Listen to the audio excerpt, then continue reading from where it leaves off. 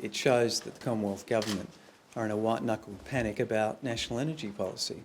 I mean, it's a $2 billion admission that the national energy market is broken and there needs to be public investments to actually fix it up. And that's exactly what it was at the heart of our plan. We're not going to wait 4 to 7 years, though, to invest in some snowy hydro scheme. We're investing here so that South Australia can become self-sufficient. I've got to say, it is a little galling to be standing here next to a man that's been standing up with his Prime Minister, bagging South Australia at every step of the way over the last 6 months, to be standing here on this occasion, him suggesting that we want to work together.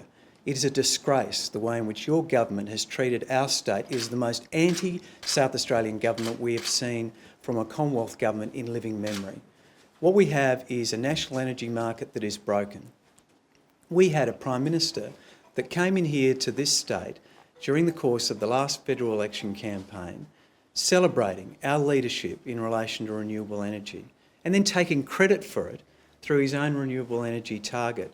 And for you to then turn around within a few short months when there's a blackout and point the finger at South Australia for the fact that our leadership in renewable energy was the cause of that problem is an absolute disgrace. And you'd be standing here, sitting next to us, trying to take credit for some small scheme which goes nowhere near fixing the size and the extent of the problems that have been created in this state is an outrage.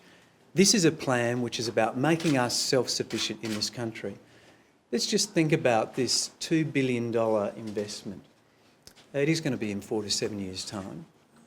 It'll probably only just pick up the natural growth in demand that will occur over that period of time. It barely will pick up the loss of power generation in relation to Hazelwood. What we've seen over the last few years in this country is about 5,000 megawatts of loss of installed generation capacity.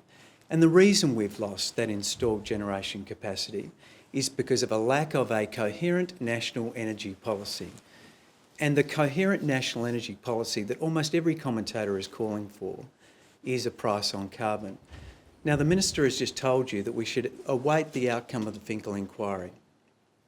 Mr Finkel, in his preliminary report, recommended that an emissions intensity scheme was the cheapest and most effective way of sending the right price signals into the market to make sure that we get that new investment in generation in this country.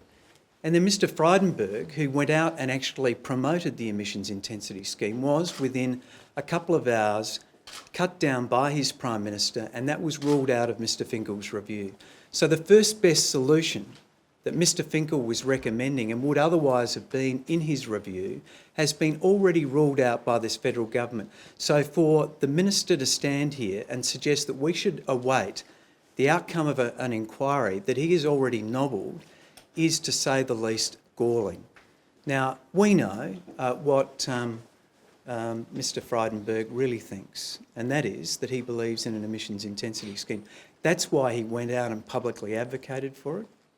It must have been a source of humiliation for him to be cut down by his Prime Minister within hours of publicly supporting that scheme.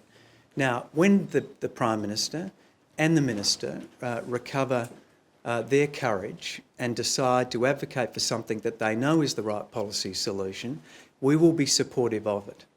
Now, the truth is that they know what the right thing is, we know what the right thing is, and when they recover their memory about what the right thing to do is, we'll be there ready to support them. Minister. So while I haven't finished, while this is a positive occasion here today, and I'm sad I had to break in on it and say this, it's the first occasion I've had the opportunity of standing next to Mr Frydenberg.